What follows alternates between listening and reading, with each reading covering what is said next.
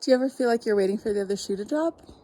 If you do and you've had trauma, know that that's normal, and it's actually part of the diagnostic criteria for post-traumatic stress disorder, this hypervigilance.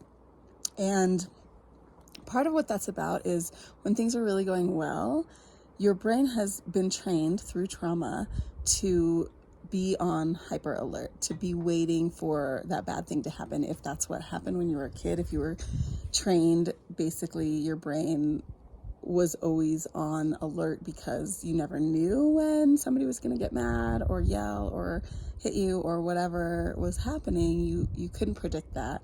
And so when things were good, it was really hard to just be present with what was good because it really wasn't safe. And so when that happens, when you're growing up, it's really hard to break that cycle because your brain, is trying to protect you basically by having that hypervigilance and that idea that can't just be happy present in the present moment when things are great, because what if and what might happen and what's the bad thing that could be coming down the road. And sometimes your brain will make up elaborate stories about those bad things that might be happening. And so part of what you can do when this is what you're experiencing is, one, know that that's a normal part of trauma. And when you can stop and tell yourself, oh yeah, that's my trauma brain talking, that can be really helpful. Another thing that you can do is purposely just take that picture, that story, that negative idea of something bad, if you've created like a whole story around it, and send it off to the edge of the universe and blow it up. Just destroy that story, let it go, and choose to release it out of your body too. You can do that by shaking or by doing some physical exercise to just release that energy of, that fear that something bad is going to happen.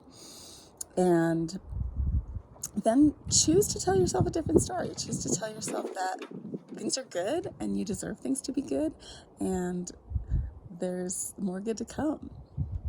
That's as true as any catastrophic story, because we don't know. The future actually never comes. We're always right here in the present. And so allow yourself that gift of the present as much as possible by just really telling yourself that that future story you're creating is the old trauma brain talking, and it's not real, and you deserve to feel happy right now and try to enjoy that moment.